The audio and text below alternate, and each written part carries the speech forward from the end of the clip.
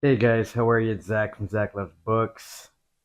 Welcome back. Thanks for tuning in again. It's been a while since I've posted.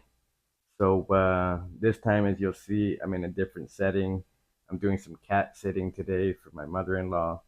So I'm in her place, and I know you're used to me covering dark reads lately, and I know my TBRs for April were full of dark reads, which I'm still plowing through, but I haven't got to. But I've got to say that today I'm going to cover something different.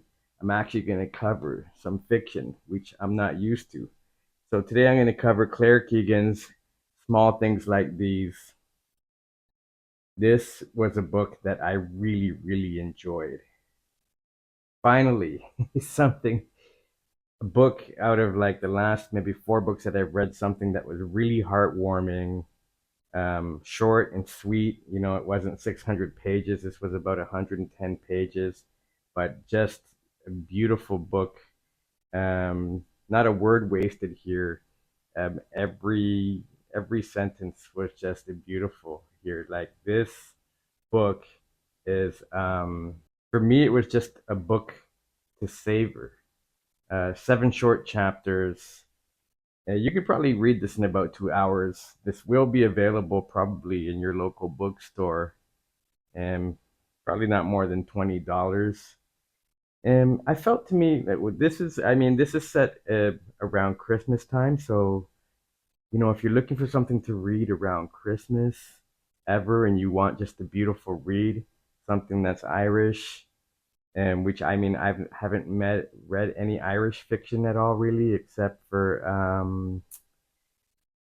I started reading The Invisible Furies by John Boyne last year sometime. Still working on it, but you know, this makes me want to read more books by Irish authors. And even though, like, I just finished reading this book about 2 days ago, a lot of the details have already escaped me, but I'm gonna like just make it a small, short review, just like the book itself, and tell you a little bit about it without spoiling it too much, just you know, to share it with you if you have heard of it or not. I actually, this was one that I didn't even intend to read. It was never on my radar. Had never heard of Claire Keegan before, but I'm pretty sure I had heard Nick from Books Are Sick vlog mention this, and you know, he said that he loved it, so that's why I picked it up at a local book sale. So this is set in circa 1985. It's weird though, when you read the book, it feels like it could have taken place, you know, 50 years earlier for some reason. I don't know. I mean, the 1985 part escaped me, but I guess because he's a coal man in this small town, he delivers coal, so it sounded a bit, you know, like the setting would be older, but you forget that you're kind of in modern times, I guess, because when you read this book, you know, the details are so vivid that you feel like you're, it's almost like being in a snow globe and you, or like looking at a Christmas card. All this seems like this little perfect Irish little town, the way everything's described at Christmas, you know, at Christmas time. It just, that's why I say it's a book that you should read at Christmas time. It's just feel good. It's about a man named Bill Furlong who's a coal man. You know, everybody knows him. He's a coal merchant in town. You know, him, his wife, his five daughters live together, and you know, he's gearing up for uh, you know, his biggest season yet with the coal deliveries. And you know, I guess around Christmas time you think about life. So he, you know, where it shakes you up is that he comes up against this, something happens where, you know, he has a moral dilemma, and you know, it's something that he discovers, and it just starts making him question his entire life, his existence.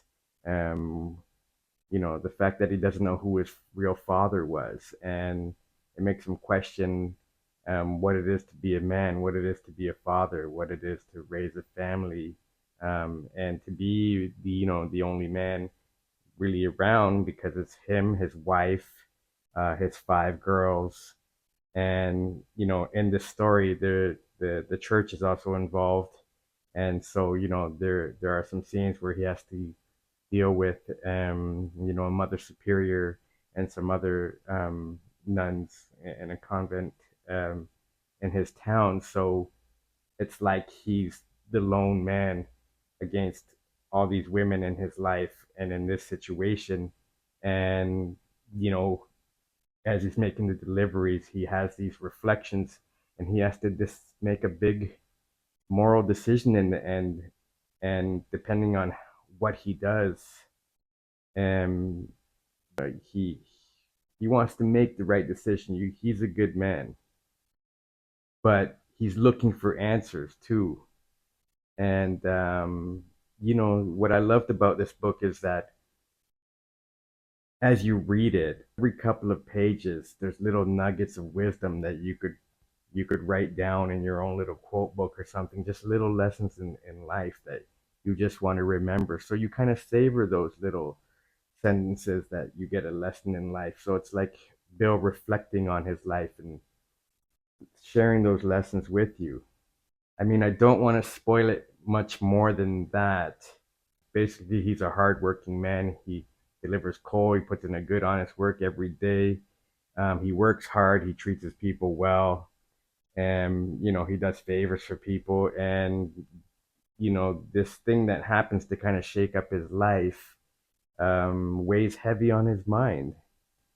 Um, in the end, I think all of it ties together. He gets a sense of closure from what I got by the end of the story, and I think he does the right thing. Um, but you'll have to judge for yourself. So yeah, Claire Keegan, Small Things Like These. Check it out, and if you've read it, let me know what you think in the comments. If you haven't read it, also let me know what you thought in the comments. And if you know anything else fiction-wise that I may enjoy, short and sweet like this, with beautiful prose, let me know also. All right, guys, that's it for today. We'll see you next time. All right.